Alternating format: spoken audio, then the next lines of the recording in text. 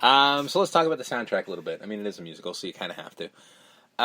For Ellen Aim's singing voice, they combined the voices of Laurie Sargent and Holly Sherwood on the songs Nowhere Fast, Never to Be With You, Tonight Is What It Means to Be Young, and Sorcerer, and supporting vocals on Tonight Is What It Means to Be Young, billing them as Fire Incorporated. The Attackers were the real-life, face-to-face, which I guess was the name of the band, bandmates of Sargent. Dan Hartman's song I Can Dream About You is the most successful song from the movie and became a Billboard Top 10 hit in 1984, also from his studio album of the same name. In the movie, the song is performed on stage at the end of the film by the Sorrells, a fictional doo-wop-style group consisting of actors Stoney Jackson, Grand L. Bush, the Williamson, and Robert Townsend. However, the song was actually sang for the film by Winston Ford, whose vocals were lip-synced by Jackson in the movie. While there were two versions of the song, only Hartman's version was released commercially. Jim Steinman, who wrote two of these songs, later recalled thinking the script was terrible, but he thought the film was going to be a big hit, in part because of the enthusiasm of Joel Silver, saying, the movie's about visuals, it's about excitement, it's about thrills, don't worry about the script. Yeah, it sounds like a Joel Silver thing. Yeah. I remember mentioning it to 6 or 7 people that the script was trashy, and I always get the same answer. The script doesn't matter. The movie's about visuals. Then we'll get there with Joel Silver yeah. sooner than you think. Then we go to the first edit, the first cut of the movie in the screening room, and it's Jimmy Iovine, soundtrack producer, me, and Joel Silver. And about 20 minutes into the movie, Jimmy turns to me and he goes, this movie is really shitty, isn't it? It's really bad. I said, yeah, it's a really bad script. Why didn't anyone notice that the script was this bad? It stinks. I can't even watch it. Joel's on the other. Terrible. Jesus, man, you're being paid to work on this movie. At least pretend to like it. Joel's on the other side going, what am I going to do next? This is going to be and there's going to be a next project, and they're sitting there, and there's so many lessons I learned during that movie. It went $14 million over budget. I don't think that was true. No. I think, and I kept saying to Joel, How are they allowing this? Because they kept screaming at us, it's over the budget. I said, how? And they said, we've got to understand. You've got to understand. They built it all. Walter Hill didn't go to Chicago. He didn't want to go to Chicago. The story took place in Chicago. So they built Chicago and L.A. I mean, which isn't true. They did film some things in Chicago, which even annoyed me. Because they actually did go to Chicago. They did go to Chicago, but they decided to build a Chicago too in L.A. because I don't fucking know. Anyway, so the legacy of the film, which is becoming my favorite part of this whole nonsense. Larry Gross says, I was shattered when the film didn't perform. That broke my heart. I hoped by the time the movie finished that it would have whipped into some kind of shape and design. That would have a real impact, and then it didn't, and that was sad. Although he claims the film has been influential, stating, whatever is good, bad, or indifferent about Streets, it had a huge impact on other filmmakers. The two movies that came out in years after that are completely saturated in the same iconography. RoboCop and Seven, if you say so. Seven is taking place in another world. RoboCop, maybe. Seven, maybe. Not so much. Yeah. It's not New York, it's not Chicago, but you were saying it was Chicago. Anyway, a world where it's raining all the time, always dark, always night, just Fuck, about... The Crow did that too, what do you want to... I don't know. A world... This is literally somebody trying their hardest to rationalize everything. Those are two very successful movies that figured out how to do the stylization with the appropriate amount of gore that they hooked the audience. And I think that if we'd done more gore, our chances of hooking the audience would be greater. No! Listen, I love this movie, but my taste in movies is not in movies. This is not going to hit a mainstream audience. No. It's just not. You're going to get weirdos like me who like movies like this. Exactly. But there's not enough of me to make you money. So. Not at all. Diane Lane, here we go. My other favorite part. Diane Lane was nominated for Worst Supporting Actress at the Golden Raspberry Awards in 1984. She wasn't in it enough to be nominated for this and The Cotton Club. I didn't see The Cotton Club. Losing to Lynn Holly Johnson in Where the Boys Are, 1984. Didn't see that either. Neither did I. There's probably a reason for that. Streets of Fire was intended to be the first in a projected trilogy. Of course it fucking was. Called The Adventures of Tom Cody. You didn't like working with Michael Paré one time. You're going to work with him 2 more times? I think they intended the trilogy before they met the asshole. Oh, with Hill tentatively titling the 2 sequels The Far City and Cody's Return. Pare, who was clearly delusional, later recalled, "They told me that it was going to be a trilogy.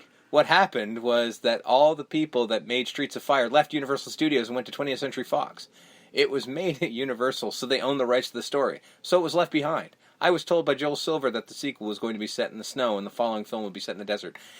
He thinks, because everybody who worked there left for a different movie studio, is why this didn't happen. That's what they told him. What in the flying fuck? My God. Well, he leaves out, I got a timeshare that he can buy, really. too. Nobody told him if the film doesn't make money, they don't make more. Mike, I don't know if you know this. Movie didn't make any money, so there's not going to be any more. So we don't do that. We're not, just because you want a job, we're not going to keep making this shit. But I want to be Tom Cody. Mm-hmm. However, the film's eventual failure at the box office put an end to the project. In an interview shortly after the film's release, Perry said, "Everyone liked it." No, they didn't. And then all of a sudden, they didn't like it. I was already worried about whether I should do the sequel or not. God. It is said that the film was the inspiration for the video game Final Fight. Now, I wrote after this, I doubt it, but there it is. I say it's more likely the inspiration for Streets of Rage. Yeah, I mean... Looks more like tomato, it. Tomato. I don't think so. Final Fight doesn't seem like this at all. Streets of Rage definitely seems like this movie. An unofficial sequel called Road to Hell was made in 2008, directed by Albert Pien. I don't know how to pronounce that. And with Perry again playing Tom Cody. And Deborah Van Valkenburg again playing his sister Reva Cody. I didn't know about She this was credited as sister. Oh, really? Yeah. And McCoy was MC Space Coy. I don't think it was, I don't think it was the same actress. Yeah, so... I haven't seen it. No. I'm not going to. No. You need a crazy person like fucking Walter Hill to make this happen. I'm crazy. I'm not that crazy. Yeah. So we begin. Mm-hmm. Streets of Fire.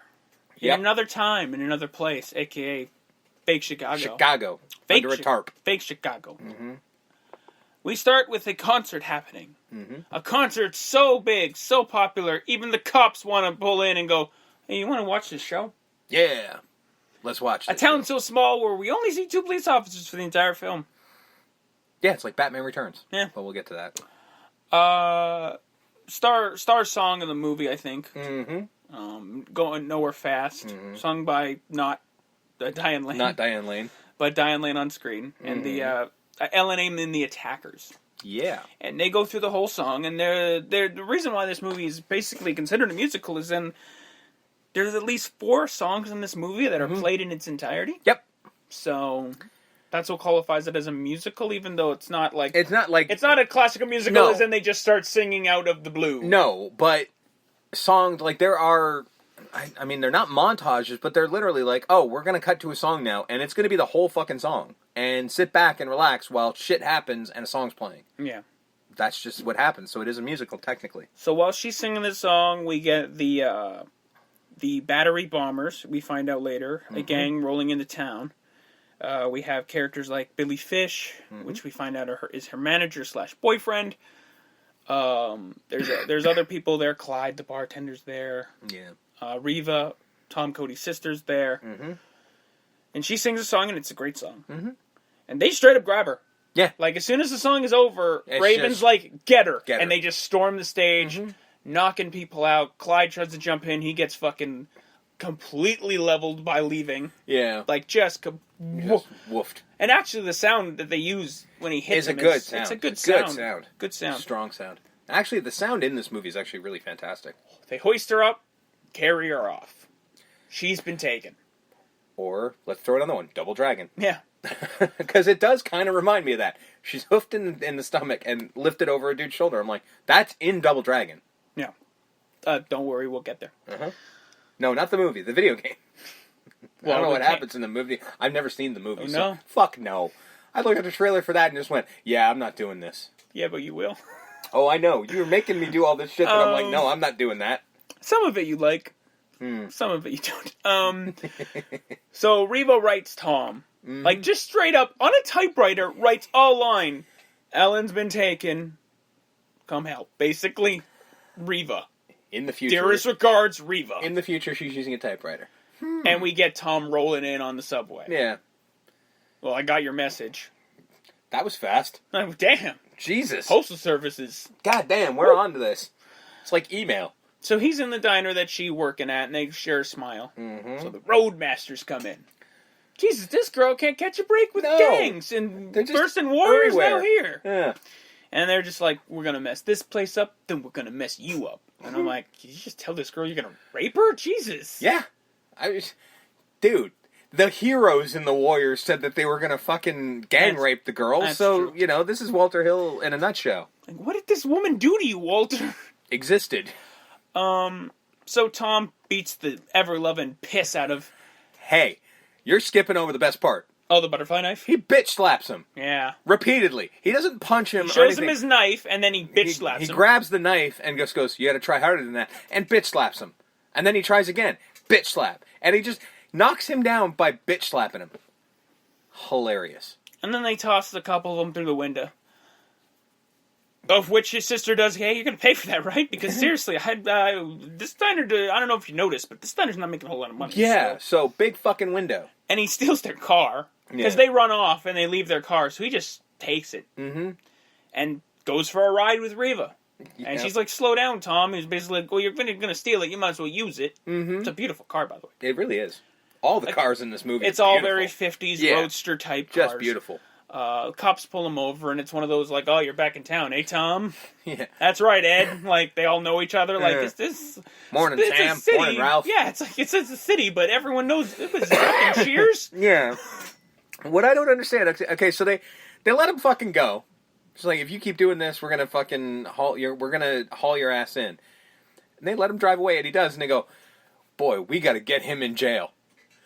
You fucking had him! Dead to rights. Stolen car, speeding. The fuck? Come on, Ed. God damn it, they're like Batman 66 of cops. Somebody else will do it. So he goes to a bar. He talks to Clyde, Bill Paxton, who's criminally underused in this movie. Yeah. If you have Bill Paxton, you use him, you assholes. He's like showing off his new scar that the bombers gave him because Lee Ving punched a chip right in his tooth. That's fair. Doesn't help that he's got like the duck tail fucking hair, 50s hair, now with a gap in his face. Yeah, so he basically just looks like, what's it called?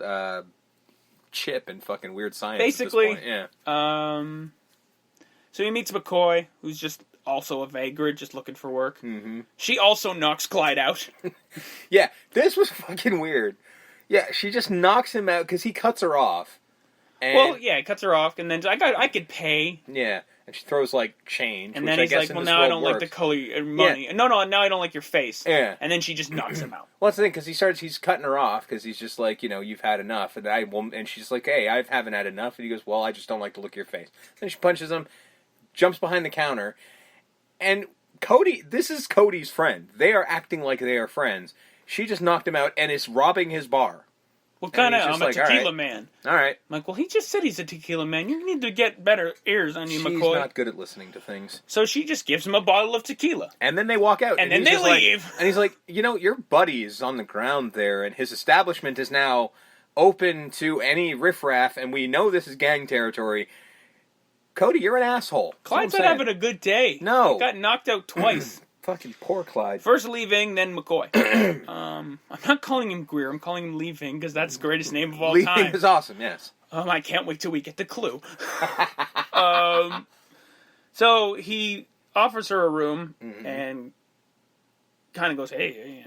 Well, because she's like, "Hey, you gotta where you're staying. You got an extra bed." And he goes, "Well, what the fuck? I just met you. I don't know if I want to fuck you." And she's like, "No, I just want to sleep, asshole. I need a place to stay. I'm not your type."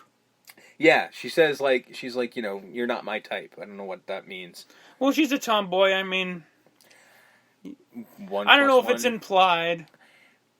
If it talks like a duck and looks like a duck, it's a fucking duck. I guess so. That's how I kind of looked at it. I thought the same thing.